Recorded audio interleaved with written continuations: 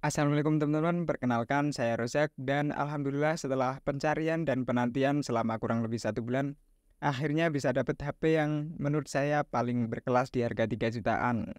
Yaps, dia adalah Redmi Note 10 Pro.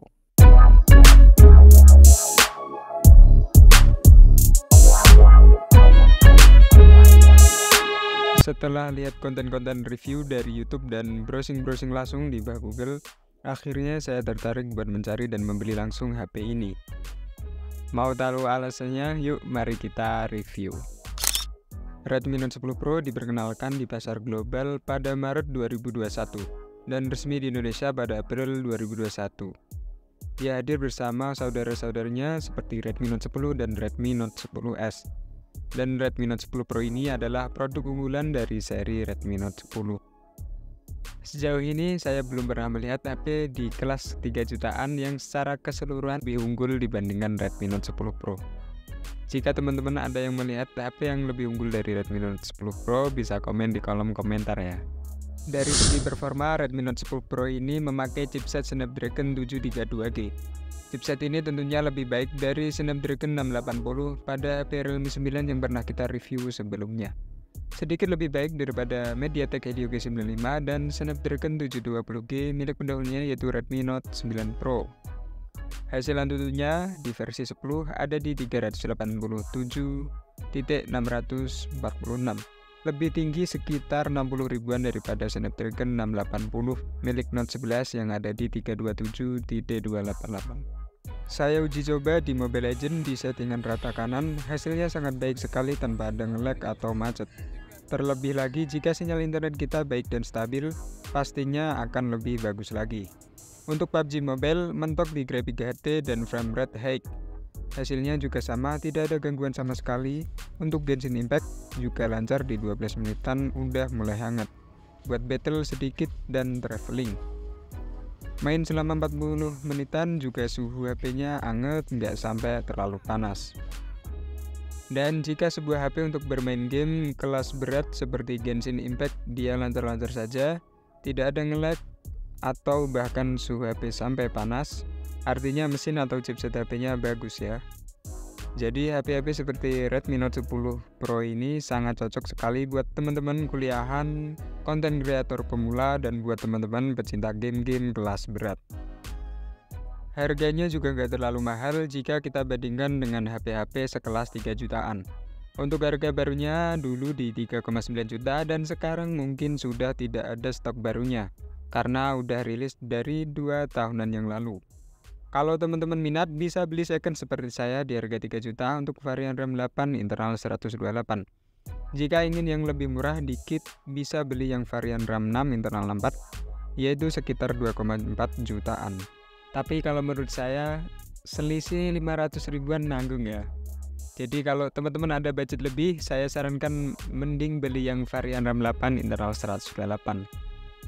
Lebih gede ya penyimpanannya. Untuk warnanya ada 3 varian yaitu Glacier Glow, Gradient Bronze, dan Onyx Grey. Sebenarnya saya ngincar yang warna oranye kalau nggak yang biru. Tapi karena barangnya yang langka, apalagi yang masih mulus full orient seperti ini biasanya cepet sold out. Apalagi penjualnya rajin post di sosmed. Dan kebetulan saya dapat HP ini dari marketplace Facebook. Saya japri via WhatsApp, langsung datang ke toko. Saya cek langsung dan akhirnya terangkut. Oke, lanjut ke spesifikasi. Si Redmi Note 10 Pro ini memakai display Super AMOLED 120Hz. Nggak nanggung-nanggung ya. Kemarin kita review rata-rata di 90Hz seperti Redmi Note 11 dan Realme 9 yang ada di harga 3 jutaan juga. Jadi semakin tinggi refresh rate-nya, maka kualitas layar yang dihasilkan juga semakin bagus dan lebih smooth atau halus. Seperti contoh, buat aktivitas scrolling seperti ini hasilnya akan lebih halus dan nyaman di mata. Perbedaannya cukup kelihatan antara 120Hz milik Redmi Note 10 Pro dan 60Hz milik Redmi Note 9 Pro. Dan ini akan berpengaruh juga di aplikasi game. Jadi buat para pecinta game, pilihlah HP dengan refresh rate yang bagus minimal 60Hz dan 90Hz. Syukur-syukur bisa 120Hz seperti Redmi Note 10 Pro ini. Dari samping kanan ada tombol power plus fingerprint atau sidik jari. yang agak berbeda dari yang lain. Bentuknya cembung mengikuti alur garis dari framenya. Lalu di atasnya ada volume up and down. Bagian atas ada lubang jack, speaker stereo bagian atas, mikrofon, dan infrared blaster. Samping kiri ada tempat kartu SIM non-hybrid, jadi bisa untuk 2 kartu SIM dan 1 memory card. Bagian bawah dari kiri ada mikrofon lagi, lubang cas tipe C, dan speaker stereo bagian bawah. Menurut saya, speaker milik Redmi Note 10 Pro ini speaker yang paling bagus di antara speaker-speaker yang pernah saya uji coba. Seperti milik Redmi Note 11, Redmi Note 11 Pro, milik Redmi Note 10S, dan speaker stereo milik Samsung A52. Karena di Redmi Note 10 Pro ini ada yang namanya fitur Dolby Atmos, yang membuat speaker yang dihasilkan lebih keras dan bassnya makin berasa. Meskipun ada beberapa video yang jika kita putar dengan volume tinggi akan berasa sedikit pecah di Redmi Note 10 Pro ini. Lalu mikrofon dari Redmi Note 10 Pro sangat bagus sekali dari pengalaman saya memakai Redmi selama 7 tahun. Mikrofon milik Redmi Note 10 Pro ini kuat untuk menangkap dan menahan volume sound-sound besar seperti saat ada di sebuah konser musik. Seperti contoh video ini.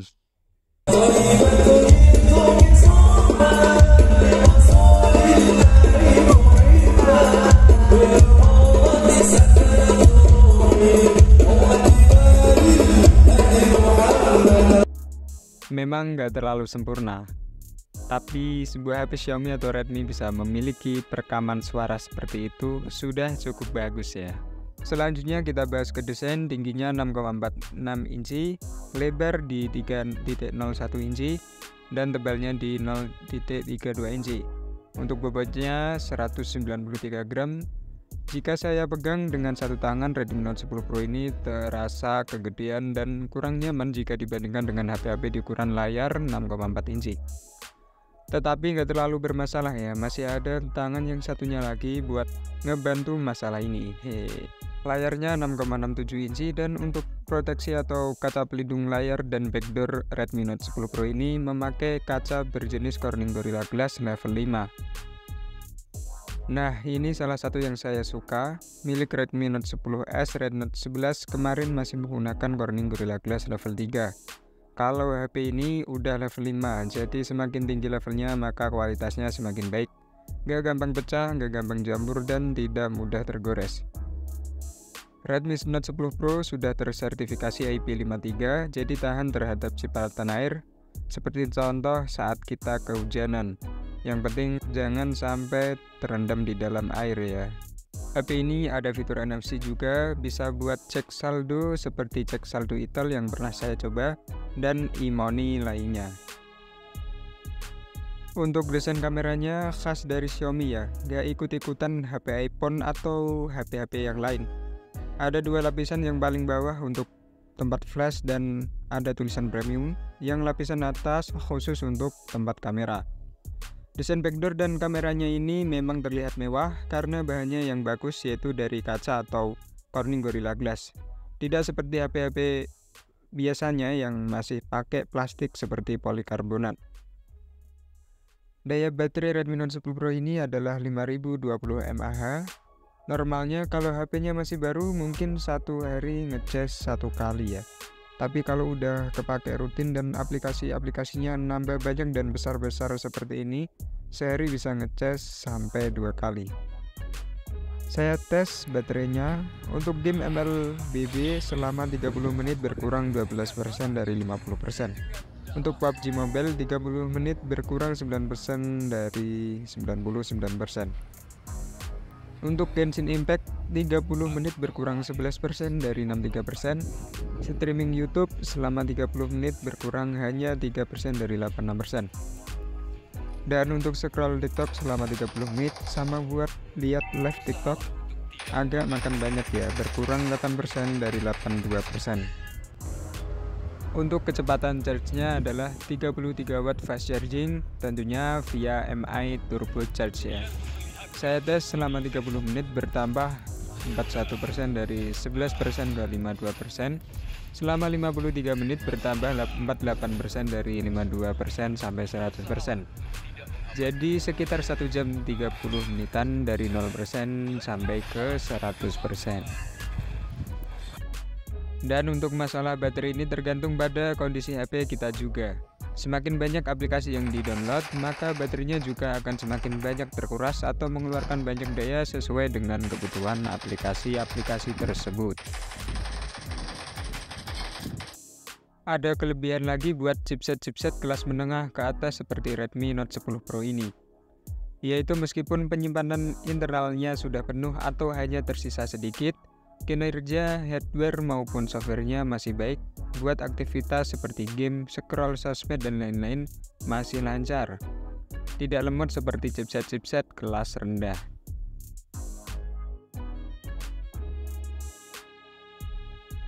Oke, lanjut ke sesi terakhir, yaitu main kamera. Kamera utamanya 108 megapiksel, kamera ultrawide 8 megapiksel, kamera telemakro 5 megapiksel, dan kamera depth sensor 2 megapiksel. Untuk kamera depan 16 megapiksel, perekaman video up to 1080 piksel 30 fps. Dan perekaman video kamera belakang paling tinggi di 4K 30 fps. Kalau ingin stabil bisa disetting di 1080 piksel 30 fps. Mari kita lihat hasil kamera dari Redmi Note 10 Pro.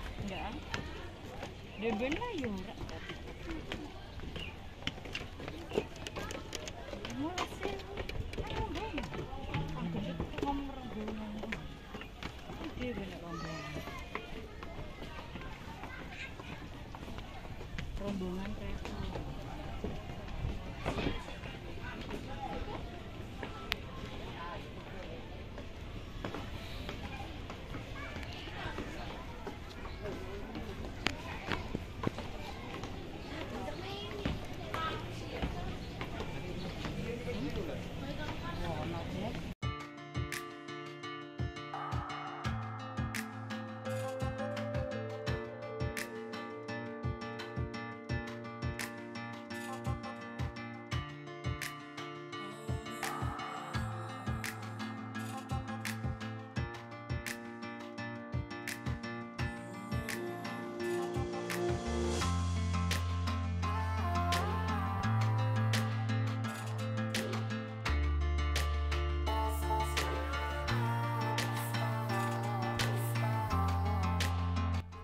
Kamera bawaannya terlihat pucat ya jika saya lihat dari kontras warnanya. Tapi teman-teman tenang saja, karena Redmi Note 10 Pro ini mempunyai fitur-fitur bawaan buat mengurangi masalah kontras ini. Pertama, ada fitur AI kamera. Caranya kita tinggal nyalain aja fitur AI, lalu fitur AI kamera ini akan mendeteksi objek yang akan kita foto dan kontras warnanya secara otomatis akan lebih tajam dan jelas. Yang kedua, lewat fitur penyesuaian yang ada di galeri. Tinggal buka galeri lalu pilih foto, klik ikon 3 titik, pilih sesuaikan, lalu klik ditingkatkan, dan hasilnya seperti ini.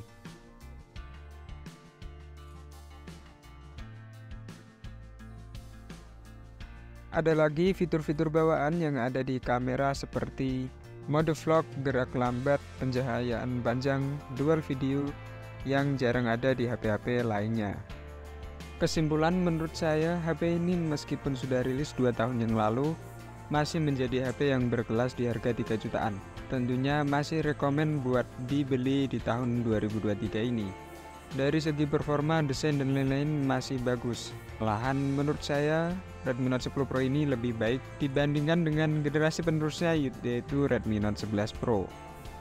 Sekian review Redmi Note 10 Pro. Jika ada saran maupun tambahan, teman-teman bisa komen di kolom komentar.